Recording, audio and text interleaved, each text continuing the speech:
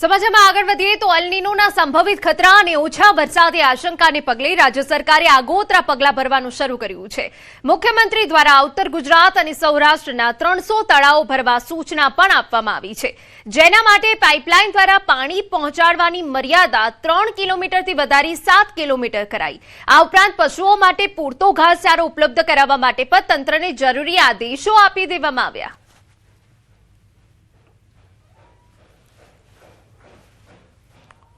ખેડૂતોને કઈ રીતે રાહત મળી શકે એના માટે થઈને નર્મદાનું પાણી નાના મોટા ડેમડા અને તળાવો અને નદીઓમાં પાણી છોડવાના છે, તો એ વહેલી તકે છોડે, જેથી કરીને અત્યારે અમુક ખેડૂતોએ આગોતરું વાવેતર કરી દીધું છે મગફળીનું, અને હવે પાણી બધું પતવા આવ્યું છે કૂવામાં અને બોરમાં। તો જો આ પાણી નર્મદાનું છોડવામાં આવે, તળાવમાં આવી જાય, અને જેથી કરીને તર ઊંચા આવે અને ખેડૂતોને આજે પાણીની અછત સર્જાશે અને જેના લીધે પાક બગડે, એ પાક ન બગડે એટલી સરકારને અપીલ। ખેડૂતોએ આગોતરો પાક વાવેલો છે અને જો સરકારે પાણી છોડે તો એમ કે પિયતમાં ઘણો એવો ફાયદો થઈ શકે, અને 15 દિવસ જો આ વરસાદ મોડું થયું છે એના હિસાબે ખેડૂતને ફાયદો થઈ શકે। અને જો આ અસર રહી તો ભવિષ્યમાં પશુપાલકો માટે, ગૌશાળા સંચાલકો માટે અને પાંજરાપોળના સંચાલકો માટે મુસીબતનો સમય આવી શકે એમ છે। અને હાલમાં સરકાર આ વિચારણા હેઠળ છે કે ભાઈ પશુપાલકો, ગૌશાળાઓ અને પાંજરાપોળ માટે એ લોકો ભવિષ્યનું ઘાસચારા અને ઘાસડી મળી રહે વિચારણા કરી રહી છે। જો વહેલા તકે આ વિચારણા કરી રહી તો પશુપાલકો, ગૌશાળા સંચાલકો અને પાંજરાપોળને રાહત મળી શકે એમ છે। સૌરાષ્ટ્રના 11 ડેમ અને તળાવો 30 જૂન પહેલા પાણીથી ભરવાના રાજ્ય સરકારના નિર્ણયને જૂનાગઢ જિલ્લાના ખેડૂતોએ આવકાર્યો। ખેતીલાયક વરસાદના અભાવે ચિંતિત ખેડૂતો માટે આ નિર્ણય રાહતરૂપ બન્યો છે। ખેડૂતોનું માનવું છે કે ડેમ અને તળાવ ભરાવાથી કુવા અને બોરના જળસ્તર ઊંચા આવશે, જેના કારણે સિંચાઈ માટે પાણી ઉપલબ્ધ બનશે અને ખેતી પાકને જીવનદાન મળશે। કેનાલની સુવિધા ન ધરાવતા વિસ્તારના ખેડૂતોને પણ આ નિર્ણયથી મોટો ફાયદો થવાની આશા વ્યક્ત કરવામાં આવી છે।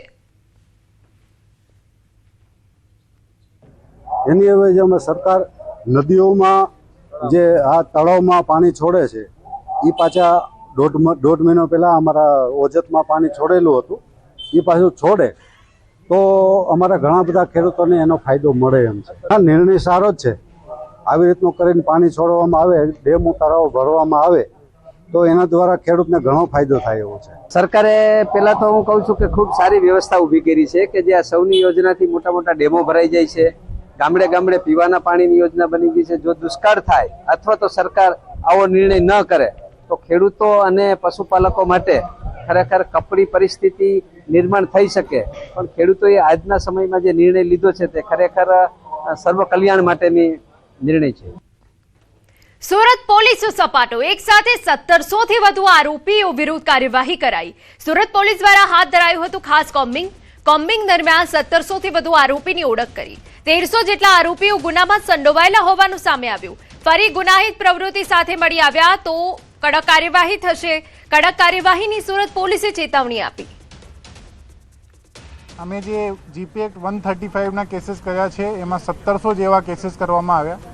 એમાં બહુ મોટી સંખ્યામાં લગભગ 1300-1350 જેટલા આરોપીઓ છે એ જાહેરમાં અથવા તો એમની પાસેથી ગેરકાયદેસર હથિયાર તરીકે છુરી, ચપ્પુ, જાહેરનામાને ભંગ કરતા હથિયાર એવી વસ્તુઓ મળી આવેલી, એના અનુસંધાને એમને વિરુદ્ધમાં કેસ પણ કરવામાં આવ્યા છે।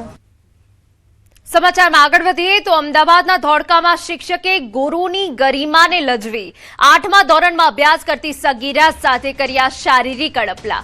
સગીરાના પરિવારની જાણ થતા પોલીસ ફરિયાદ નોંધાવી। કુમાર શાળાના શિક્ષક વિરુદ્ધ ફરિયાદ, ધોળકા પોલીસે ગુનો નોંધી શિક્ષકની અટકાયત કરી।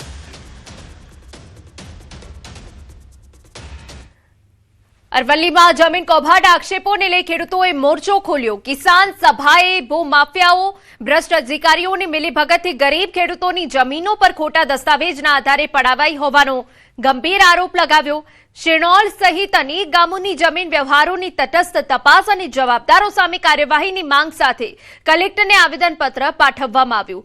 સાથે કાર્યવાહી નહીં થાય તો જિલ્લા વ્યાપી આંદોલનની ચીમકી ઉચ્ચારાઈ છે। જમીન 2010માં જે દસ્તાવેજ થયો તેમાં સંયુક્ત સર્વે નંબર હતો, 9 ખાતેદાર હતા, 3 બેંકોના બોજા હતા અને વિભાજન વગરની જમીન વહેંચણી વગરની હતી સંયુક્ત ખાતેદારમાં। તો પણ દસ્તાવેજ કરી લેવામાં આવે છે. ખોટા દસ્તાવેજો થઈ ગયા છે. અને આખા ગુજરાતની અંદર ગરીબ ખેડૂતોની જમીન પડાવી લેવાના મોટા મોટા કાવતરા થાય છે. એના અનુસંધાને આજે અમે અહીં અરવલ્લી જિલ્લાના જે સિણોલ ગામના ખેડૂતો છે એમની જે જમીન હતી એ જમીનના ખોટા સોગંદનામા ખોટા દસ્તાવેજ કરીને એ જમીન પડાવી લેવામાં આવી છે. એ દસ્તાવેજ 10 વર્ષ પહેલા થયો હતો. સમાચાર સુરતમાંથી નાસીનગર ડિમોલિશન વિવાદ મુદ્દે ધારાસભ્ય અરવિંદ રાણાનું નિવેદન સામે આવ્યું. નાસીનગર ડિમોલિશન અને તપાસ કમિટીના રિપોર્ટ અંગે કોઈ ટિપ્પણી કરવાનો ઇનકાર કર્યો. તેમણે નાસીનગરનો સમગ્ર મામલો હાઈકોર્ટમાં હોવાનું જણાવ્યું. આ જ્યુડિશિયલ મેટર હોવાથી કોઈ ટિપ્પણી કરવી યોગ્ય નથી તેમ જણાવ્યું. સમગ્ર મામલે હાઈકોર્ટનો નિર્ણય આખરી અને સર્વોપરી રહેશે તેમજ કાયદાકીય જોગવાઈઓ મુજબ દરેક પક્ષને ન્યાય મળશે તેવી આશા વ્યક્ત કરી. નાસિરનગરની બાબતમાં તે આજની કોઈ મિટિંગ રાખવામાં આવી નથી. બીજી વસ્તુ એ છે કે મને લાગે છે ત્યાં સુધી, મને ખબર છે ત્યાં સુધી એ હાઈકોર્ટ મેટર છે અને હાઈકોર્ટ મેટર હોય તો એ સંજોગોની અંદર જ્યુડિશિયલ જ્યારે આ બાબત હોય ત્યારે મને લાગે છે કે આની કોઈ ચર્ચા કરવાનો અત્યારે કોઈ અર્થ નથી. કમિટીની વાત હોય તો એ કમિટી પણ આપણે હાઈકોર્ટને બંધાયેલી છે, એટલે જે કંઈક હાઈકોર્ટ ડિસિઝન આપશે એ બધાએ માન્ય રાખે. અને મહત્વના સમાચાર, નીટ પરીક્ષા મામલે કોંગ્રેસ દ્વારા રાજ્યભરમાં છાત્ર ગુંજ કાર્યક્રમ યોજવામાં આવશે. આ કાર્યક્રમ દ્વારા પરીક્ષાર્થીઓ અને તેમના વાલીઓ સુધી પહોંચી તેમના પ્રશ્નો સાંભળવાનું આયોજન કરવામાં આવ્યું છે. જે અંતર્ગત આગામી 22 અને 23 જૂનના રોજ તમામ જિલ્લાઓમાં પ્રેસ કોન્ફરન્સ કરવામાં આવશે. તેમાં 22 જૂને રામધૂન બોલાવી અનોખો વિરોધ પ્રદર્શન કરવામાં આવશે. અને જે યુવાનોના સ્વપ્ન છે એ મુજબની વ્યવસ્થા ઊભી થાય, એ મુજબની સરકારી વ્યવસ્થાઓમાં ફેરફાર થાય એવા ઉદ્દેશ સાથે છાત્ર ગુંજ કાર્યક્રમ ગુજરાતમાં યોજવામાં આવશે.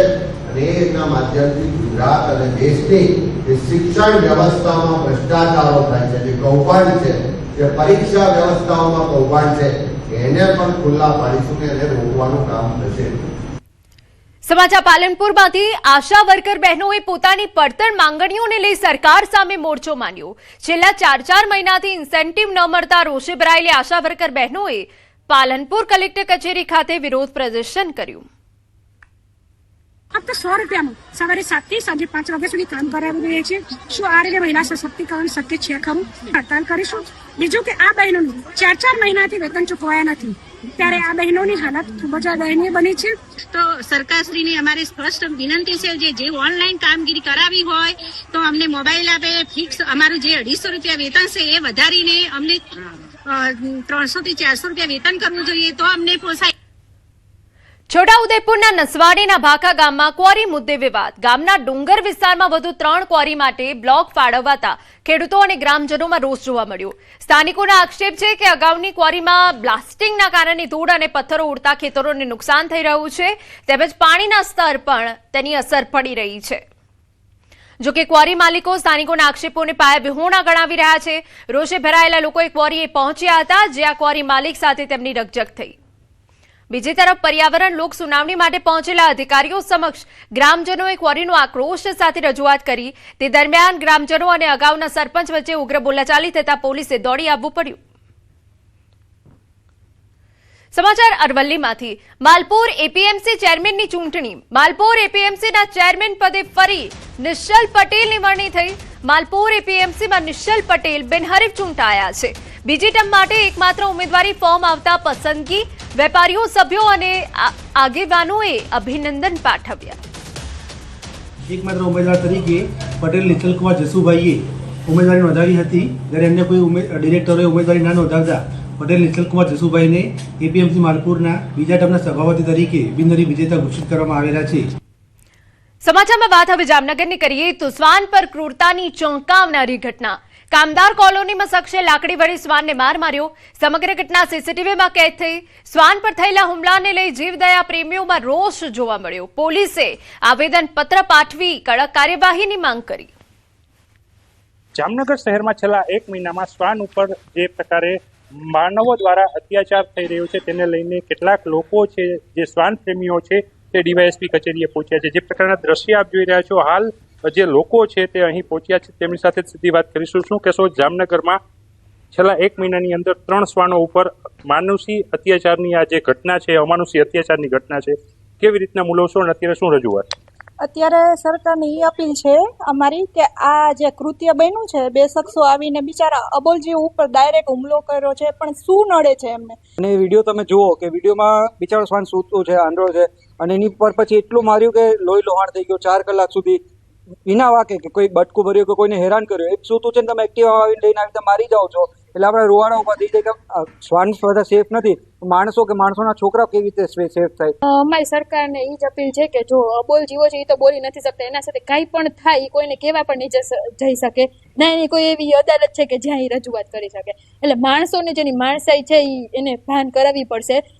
એના માટે એ જ માંગણી છે કે એ જે ક્રૂરતાથી જે મારે છે એને હાથ જોડીને પબ્લિકલી બધાની સામે એને હાથ જોડવા જોઈએ, અને એને ભગવાન તો એને પરચો મળશે જ. સમાચારમાં આગળ વધીએ તો રાજ્યસભાની ચૂંટણી અંગે કેન્દ્રીય વન અને પર્યાવરણ મંત્રી ભૂપેન્દ્ર યાદવે કોંગ્રેસ પર આકરા પ્રહારો કર્યા. તેમણે જણાવ્યું કે કોંગ્રેસે પોતે જ પોતાને ખત્મ કરી છે અને પક્ષ દિશાવિહીન બની ગયું છે. તેમણે કહ્યું કે એનડીએએ 25 વર્ષ પૂર્ણ કર્યા છે, જ્યારે યુપીએ સ્થિતિ સૌ જાણે છે. કોંગ્રેસના ગઠબંધન ઉપર સવાલ ઉઠાવતા તેમણે કહ્યું કે નવા ગઠબંધનને પણ સફળતા નહીં મળે. कांग्रेस तो अपने कारण, कांग्रेस के कारण से कांग्रेस खत्म हो रही है ना. देश की जनता ये जानती है, नकारात्मक राजनीति देश में कभी नहीं चलती है. आप जब राजनीति में नकारात्मकता करेंगे तो लोग भी ये पहचानते हैं. अब इनका तो हाल ये है, अभी आपने देखा होगा कि एनडीए की मीटिंग हुई, भारतीय जनता पार्टी के नेतृत्व में एनडीए ने 25 साल पूरा किया, और कांग्रेस के नेतृत्व में जो यूपीए थी उसने साल तो पूरे नहीं किया, नाम ही बदल लिया.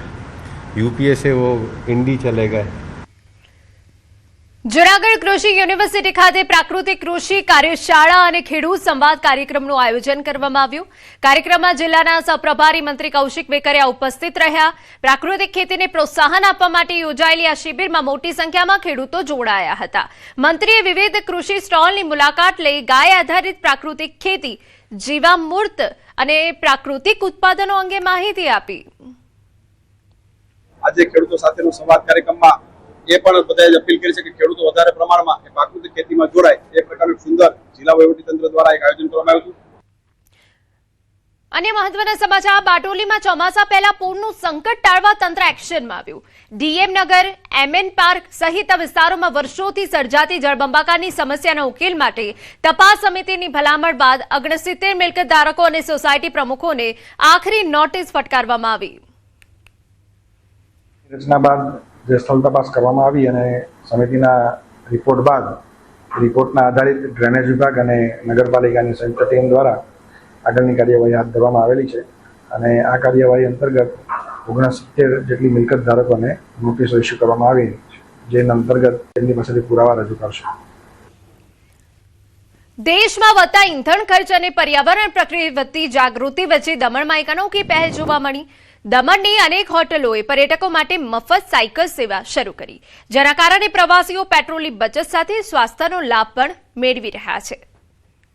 सारे होटल वालों ने साइकिल सर्विसेज साइकिल रखी है, और ये साइकिल हम लोग हमारे गेस्ट को फ्री में प्रोवाइड करते हैं, जो गेस्ट लोग बहुत अच्छे से एंजॉय कर रहे हैं और वो अच्छे से यूज कर रहे हैं, और इससे एनवायरनमेंट भी बच रहा है, ट्रैफिक की समस्या भी कम हो रही है. होटल मालिक ने हमें આ કોઈ નદીનો પ્રવાહ નથી, પરંતુ કાયદાના સંગમમાં આવેલા 1.56 કરોડના દારૂનો અંતિમ પ્રવાહ છે.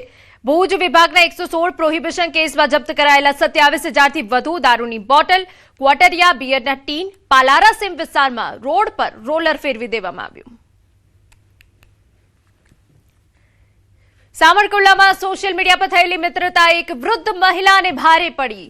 ભુજના એક શખ્સે વિડીયો કોલ દરમિયાન મહિલાના અંગત ફોટા મેળવી તેમને વાયરલ કરવાની ધમકી આપી છેલ્લા 6 મહિનામાં 3.60 લાખ પડાવ્યા. બ્લેકમેલિંગથી કંટાળી મહિલાએ પોલીસ ફરિયાદ નોંધાવતા સાવરકુંડલા ટાઉન પોલીસે ટેકનિકલ તપાસના આધારે આરોપીને ભુજથી ઝડપી પાડ્યો. વૃદ્ધ મહિલા કે જેમને આજથી આશરે 6 મહિના જેવી સમય પહેલા ભુજ કચ્છના એક યુવાન સાથે મોબાઈલ ઉપર વાતચીત થયેલી હતી.